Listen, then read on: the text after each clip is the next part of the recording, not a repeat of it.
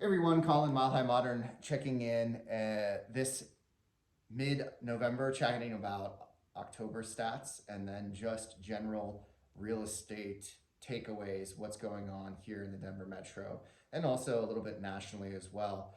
I think anecdotally, an interesting statistic that I noticed is I went back and looked at my listings over the year. My first listing in January earned 112 showings. My most recent listing, which we listed last week, we're on about 5 days on market, has yet to earn a showing. So a rapid slowdown. These are the headlines you're reading that the market is due for a correction, which it is. And this year it is correcting, and it's correcting from the most rapid appreciation years we've ever experienced, March 2020 through May 2022, due to crazy low interest rates from COVID. So we're talking about years that we were experiencing between 18 and 20% or more appreciation. These corrections are now coming in, and they're coming in this year to start to adjust our market to a more normalized pace.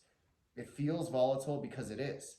We're just going back to my anecdote from the showing activity on my listings, it has come to a screeching halt. However, when we're looking at stats and when we're looking at these things, I think it's important to really contextualize what we're looking at and provide a little bit more of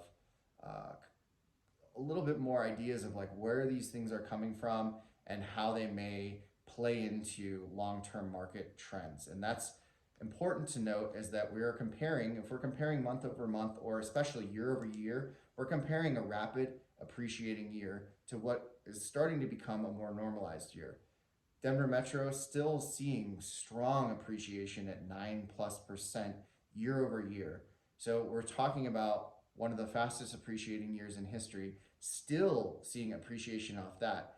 Now, what's important to realize is that the correction is coming from what was just a freight train going rapidly, full speed ahead, starting 2022, that in May of 2022, when interest rates started going up, and they have since doubled since the early part of this year, that quick slowdown is just causing tremendous uncertainty in the market. We have a lot of hypotheses or predictions on recession next year, which I think is more than likely.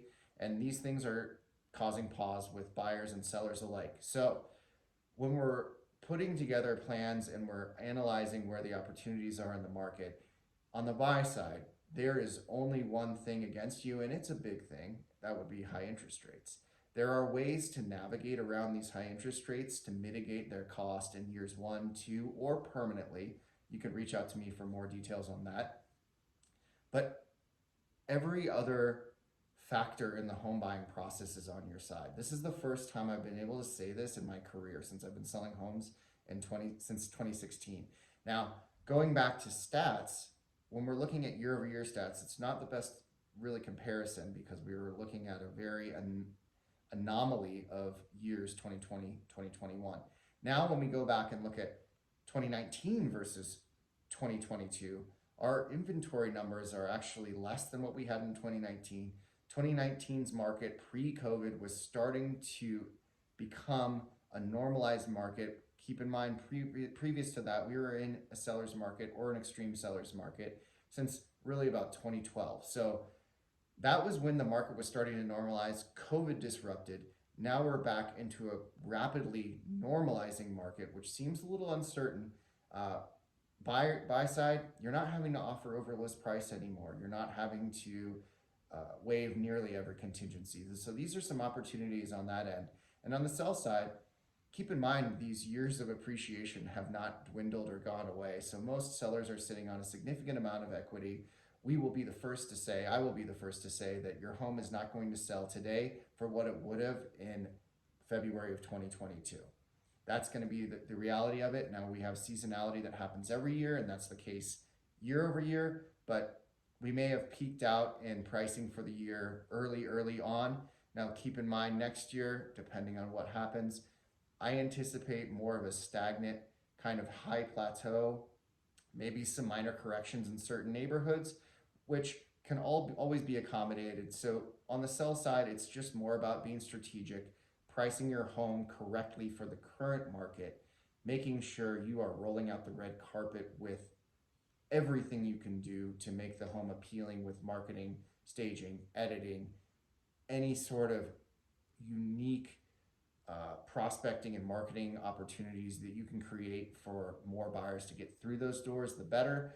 That is my specialty. So the next year proves to be an exciting year, a unique year, and I anticipate for the first time in my career and the first time in almost 10 years, we're going to see a balance of power between sellers and buyers. It's going to be different property to property. It's going to be different neighborhood to neighborhood. But overall, that is going to be an ongoing sentiment that I anticipate will be coming down the line. As always, thank you for sticking with me. I will chat with you next month. Take care. Until then, ciao.